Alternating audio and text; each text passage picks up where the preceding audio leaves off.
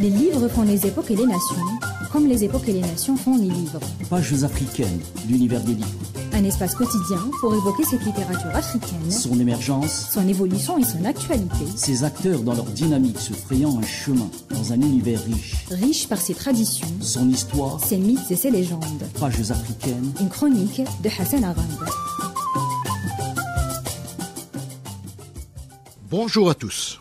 Je vous présente aujourd'hui un portrait d'un écrivain sud-africain, pas comme les autres. Alex Laguma.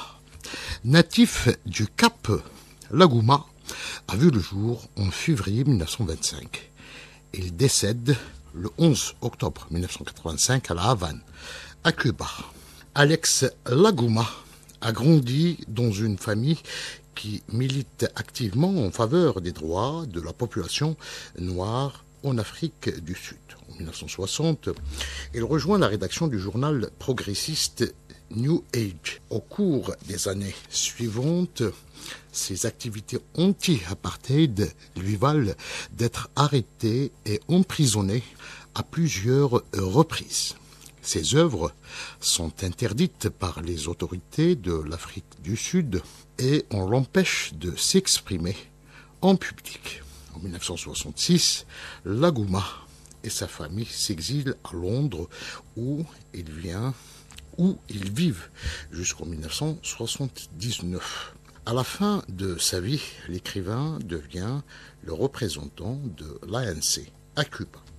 Son premier roman, Nuit d'errance, publié en 1962, évoque la lutte contre l'oppression d'un groupe de protagonistes qui vivent dans le quartier le plus difficile du Cap et plus précisément la déchéance morale d'un jeune homme licencié sans raison. Avec la publication en 1964 de son livre And a Threefold Cord, Laguma reprend le thème de la contestation dans un récit qui met en scène des effets délétères de l'apartheid sur une famille du ghetto. En 1967, il publie The Stone Country, dont l'histoire est inspirée de ses propres expériences carcérales. D'autres romans de l'auteur traitent également de l'apartheid, comme Les Résistants du Cap, publié en 1972, et L'Oiseau meurtrier de 1979, où il relate le déplacement des populations tribales imposées par le gouvernement sud-africain. Laguma est un écrivain qui a été salué par son style vivace, ses dialogues haut en couleur et sa manière de parler avec empathie et réalisme d'individus opprimés, condamnés à mener une vie sordide.